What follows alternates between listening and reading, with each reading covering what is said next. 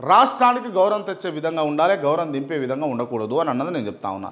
ఎందుకు వీళ్ళ ముగ్గురు డ్రెస్సింగ్ల గురించి మాట్లాడాల్సి వచ్చింది అని అంటే ఒక్కసారి మనం చూసుకుంటే అయిపోతుంది కదా, ఎట్లున్నారు అట్లున్నారు. మామూలుగా ఇన్ జనరల్గా ఏదైనా ఫంక్షన్ పోతుంటే ఏం అడుగుతారు, అరే ఆడ కొత్త కొత్త బట్టలు ఏమైనా వేసుకుంటారా, లేకపోతే ఏదైనా ఇంకా ఫంక్షన్ ఏదో ఇట్లాంటి కుర్తలు వేసుకుంటారా, లేకపోతే ఇంకేం వేసుకుంటారా అన్నది ఆలోచన చేస్తారు.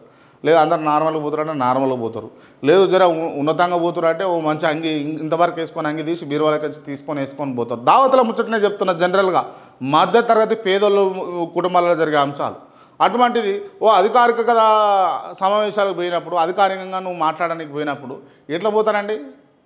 కొంచెం అంటే అనాలసిస్ చేస్తే నాకు అనిపించినటువంటి అంశం. సరే, ఇందాక వైఎస్ రాజశేఖర రెడ్డి చెప్పిన ఎన్నడన్నా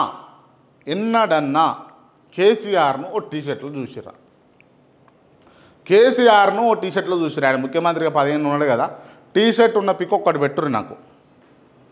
ముఖ్యమంత్రి కేసీఆర్ది టీషర్ట్ ఉన్న పిక్ ఒక్కటి పెట్టుర్రి.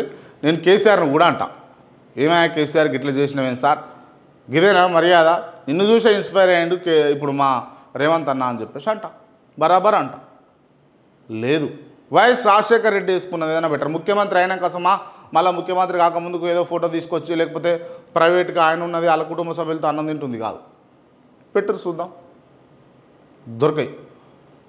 రోషయ్య దొరుకుతుందా, కిరణ్ కుమార్ రెడ్డి దొరుకుతుందా ముఖ్యమంత్రి అయినా కోసమా? మళ్ళీ చెప్తా ఉన్నా, దయచేసి ఏంటంటే కట్టు బొట్టు వ్యవహారం అనేది మన వ్యవహారాన్ని, మన ఆచరణను, మన యాటిట్యూడ్ను ప్రతిబింబించే విధంగా ఉన్నాయి ఇవాళ ఉన్నటువంటి పరిస్థితుల్లో. దయచేసి మానుకుంటే బాగుంటుంది అన్నది నా ఉద్దేశం.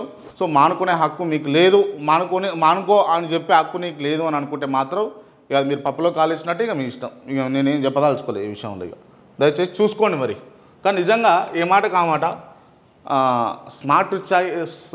స్మార్ట్ స్టైల్ చంద్రుడు ఏదో పాట ఉంటుంది కదా, మోడల్.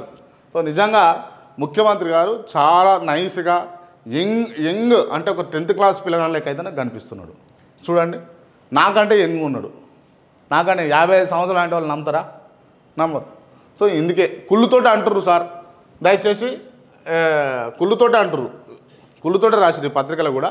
బట్ కుళ్ళుతోటి రాసిన దేనితోటి రాసినా కూడా వాస్తవమే కాబట్టి మనము చూసుకోవాలి ఒక మాట. Right, okay.